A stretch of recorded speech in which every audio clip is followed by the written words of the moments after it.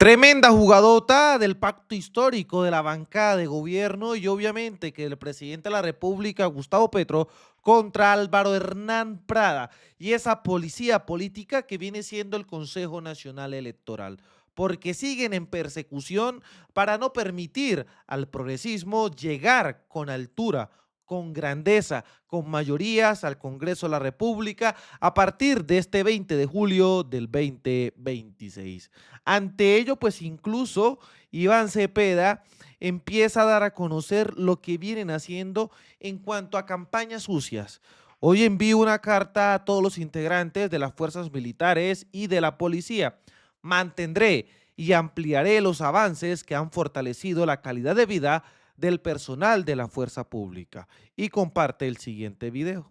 El día de hoy he enviado una carta a los miembros de la fuerza pública sentando posición y anunciando que bajo mi gobierno no haré ningún cambio a las modificaciones y avances y logros que se han obtenido en materia salarial, prestacional y pensional bajo este gobierno con relación al bienestar de los integrantes del ejército, la policía y en general del sector defensa.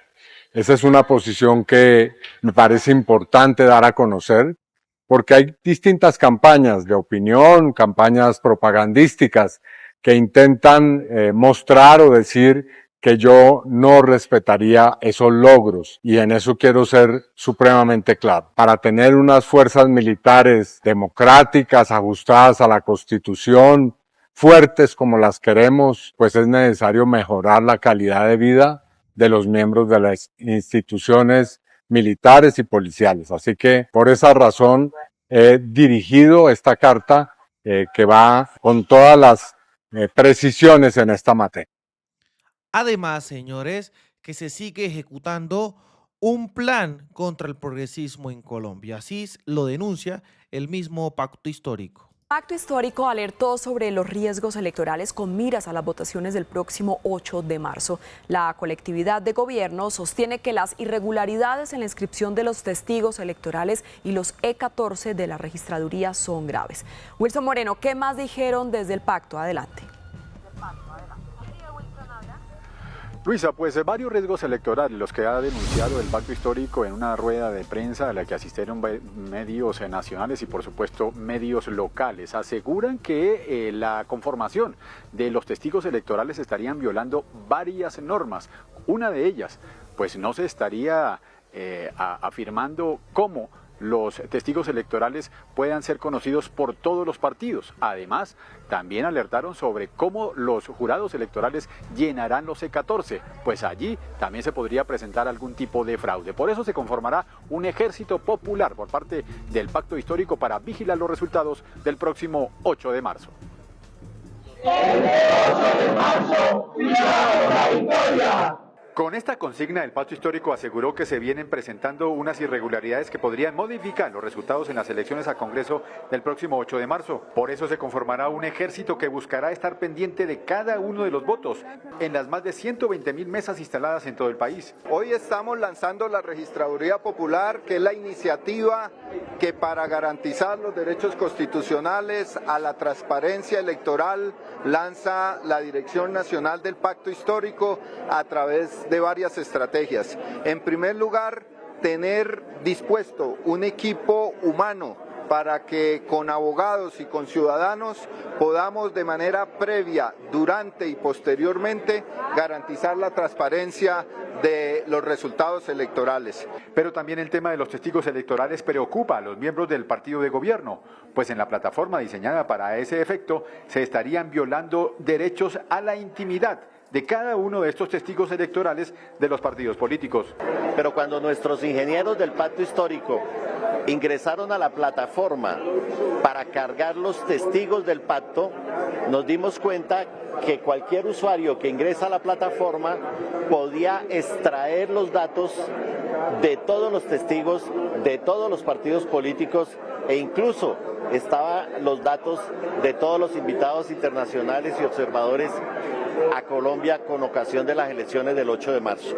Ante eso, el pacto histórico hasta hoy no ha cargado un solo testigo, porque sentimos que Al cargar nuestra base de datos, toda esa información podía ser tomada por cualquier persona que ingresara a la plataforma. Desde ya el Pacto Histórico anunció una vigilancia especial para el próximo 8 de marzo. Bastante delicado lo que pasa en el país. Además, que aquí, ante estas trampas que se vienen realizando, ante estas trampas que vienen sucediendo, pues señores, el pacto histórico, en este caso, recusó a Álvaro Hernán Prada, señores. Y aquí está. Pacto histórico recusó al magistrado Álvaro Hernán Prada por investigación a su lista al Senado. La colectividad presentó una nueva recusación ante el Consejo Nacional Electoral al considerar que el magistrado tiene un interés directo en el proceso que podría derivar en la revocatoria de su lista al Senado. O sea, que Álvaro Hernán Prada sigue haciendo de las suyas.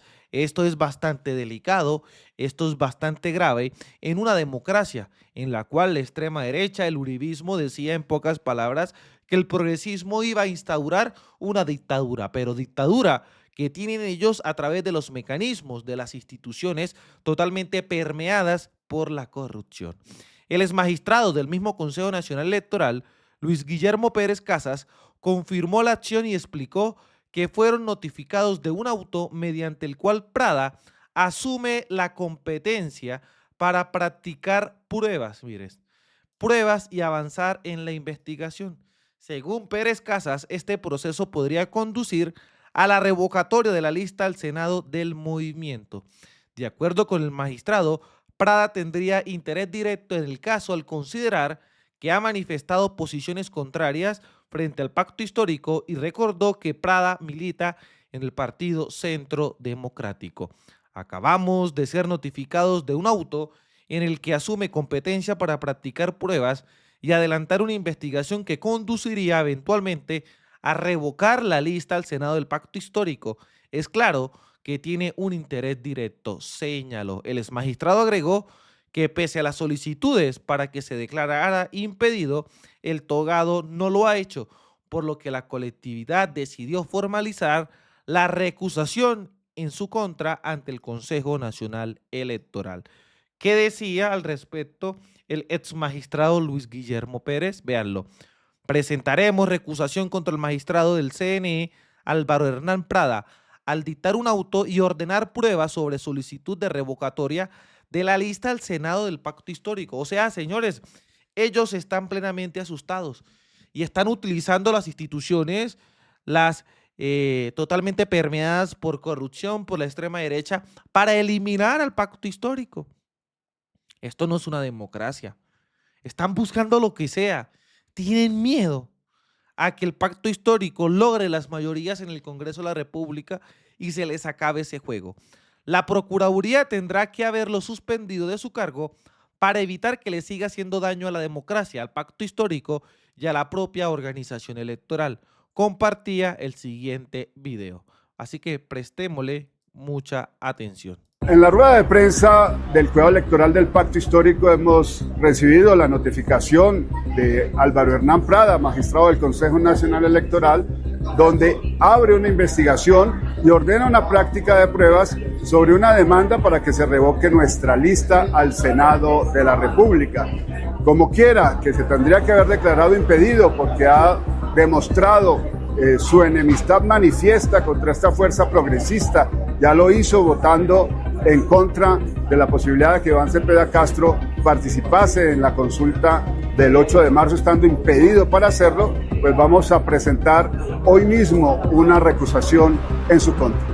En la rueda de... Aquí lo vemos, lo que da a conocer el ex magistrado Luis Guillermo Pérez. Es una jugada para tratar de frenar en seco estas intenciones de Álvaro Hernán Prada, de la registraduría, de consumar un fraude, de ejecutar el plan, de robarse la política en el país. Aquí está. Bastante delicada la situación que pasa en Colombia. Igualmente, quede delicada lo que viene pasando con Álvaro Uribe Vélez, porque como lo habíamos anunciado en una exclusiva, la Comisión Nacional de Disciplina Judicial abrió la investigación contra magistrados de la Sala Penal del Tribunal Superior de Bogotá por presuntas irregularidades en la decisión de segunda instancia que en pocas palabras absolvió a Álvaro Uribe Vélez. Hablamos específicamente de que estos togados estaban inhabilitados para ejecutar lo que pasó contra Álvaro Uribe Vélez e hicieron lo que en pocas palabras se les vino en ganas. El magistrado Juan Carlos Granados ya pidió el expediente del caso Uribe y tendrá entre 6 y 12 meses para determinar si formula pliego de cargos a los magistrados del tribunal. Ante este caso, el abogado de las víctimas, el abogado Reinaldo Villalba, decía lo siguiente. Abogado Villalba, es decir, en caso de que estos dos magistrados o de que estos magistrados sean sancionados disciplinariamente, ¿tocaría devolver el caso al tribunal y que se vuelva a estudiar o cómo procede? Bueno, eso tendríamos que entrar a estudiarla. Tendríamos que entrar a estudiar las consecuencias precisamente de una decisión de esa naturaleza para identificar cuáles serían los pasos a seguir. Sí, abogado, ¿hay tiempos para esta decisión? ¿Tiene algún tiempo la Comisión Nacional de Disciplina para dar esta decisión? Sí, pero pues digamos que en este momento no hay absolutamente ningún riesgo de prescripción de la acción disciplinaria, así como tampoco en la Corte Suprema de Justicia, que está en sus manos en este momento para resolver si acepta o no la casación, es decir, si la admite o no. Y admitida la casación, pues tendría la Corte hasta 5 años, donde tampoco entonces habría un riesgo de prescripción a la vista. Sí, doctor Villalba, a ver, cuando se habla de inhabilidades, incompatibilidades, bueno, pues de pronto ahí es unos vicios de forma, pero realmente en este fallo de los magistrados del tribunal, sin duda, ahí hay cosas de fondo, una decisión de fondo, porque es que cómo tan radicalmente se separan del fallo inicial de la jueza Heredia, ¿sí? Y estos señores ni siquiera por un delito condenan a Álvaro Uribe, ni siquiera le hacen un llamado de atención, o sea, es que son radicalmente opuestos. Entonces, habrá una investigación de fondo en torno a esta decisión. Y lo otro, explíqueme la actitud del procurador. El procurador salva a Álvaro Uribe también y después sale y condena a Álvaro Hernán Prada, que está juzgado por los mismos delitos que condenaron a Uribe y que después este tribunal decidió no condenarlo. Bueno, asumiendo la última parte que usted pregunta, no exactamente los mismos delitos, ¿no? Álvaro Uribe Vélez fue acusado por 5 hechos jurídicamente relevantes a los que me gustaría referirme antes de que termine esta entrevista, para también dar parte de respuesta a lo que usted acaba de mencionar, para mostrar objetivamente la responsabilidad de Álvaro Uribe Vélez al respecto. En relación a esta última parte que usted pregunta, cómo entender la decisión del procurador que pide condena contra Álvaro Hernán Prada, pero sin embargo estuvo al lado de la defensa en el caso de Álvaro Uribe Vélez, solicitando y apoyando la decisión de absolución de la defensa. ¿Cuál fue el argumento que utilizó o del que echó mano el señor procurador para pedir la condena de Prada, y habiendo solicitado la absolución de Álvaro Uribe Vélez, cuando se entiende que Prada actuó determinado por Álvaro Uribe Vélez? Justamente o precisamente, quiero decir, el procurador lo que dice es: Álvaro Hernán Prada actuó de manera independiente, actuó solito.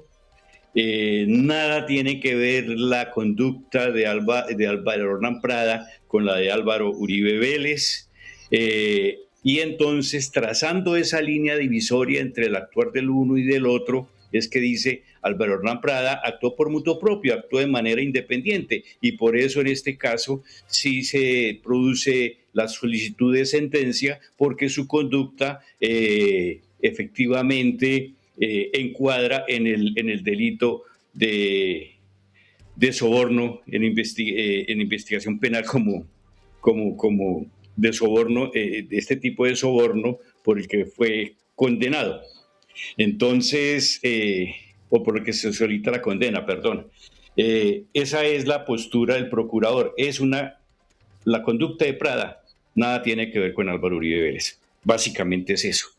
Y por supuesto que nosotros no estamos de acuerdo, porque Álvaro Hernán Prada fue delegado para tener la reunión con las personas de Neiva. Tiene que ver con el testigo Carlos López, alias Caliche, que fue la persona que llevó las razones de Álvaro Hernán Prada hacia el testigo Juan Guillermo Monsalve para pedirle la retractación y que acompañaba la retractación de las declaraciones que había dado contra Álvaro Uribe Vélez y su hermano Santiago, también dijera que esas declaraciones fueron motivadas por el senador Iván Cepeda Castro, por supuesto, lo cual es absolutamente falso. Entonces, esa es la situación, digamos, que hay que tener presente en este preciso caso. Doctor Villalba, hay una pregunta que se hacen muchos y muchas colombianas y es: tenemos 3 casos abiertos en lo que, digamos, se considera el caso del expresidente Álvaro Uribe Vélez, el tema de la casación por parte pues del exmandatario, el tema de Diego Cadena, el autodenominado abogánster también, y el caso de Álvaro Hernán Prada. En temas de tiempos, ¿cuándo tendríamos una noticia frente a los 3 y frente a cerrar posiblemente pues este capítulo? Bueno, digamos que todavía hay bastante tiempo para resolver y cerrar el capítulo, como usted menciona, empezando por el tema de la casación, ¿no? Que en caso de que sea admitida, pues o desde la radicación, la sala va a tener 5 años o tiene 5 años para resolver. Obviamente nosotros esperamos que la Corte Suprema de Justicia resuelva esa casación en el menor tiempo posible. En el caso de Cadena, pues ya está condenado en primera instancia y el proceso se halla en el Tribunal Superior de Bogotá y a cualquier momento pues se va a producir la decisión del tribunal al respecto. También pues hay otras personas derivadas de este proceso, además de Cadena y de Álvaro Hernán Prada, como son el testigo que estaba preso falso testigo que estaba preso con Monsalve, Pardo Hash, Enrique Pardo Hash, que también ya se encuentra en sede de juzgado de circuito, es decir, ya fue acusado. Lo mismo con un abogado, Sánchez Cañón. Entonces, digamos que están también todos estos procesos pendientes de continuación del trámite procesal. Bueno, ahí está. Todo más claro, imposible. Así que los invito a todos ustedes a que por favor dejen su like, su comentario y me ayuden a difundir este contenido. Desde la Tierra del Trueno, desde el Catatumbo, haciendo resistencia, construyendo paz y buscando reconciliación, soy libremente aquí. Las cosas como son. Nos vemos en un próximo capítulo. Hasta pronto, señores.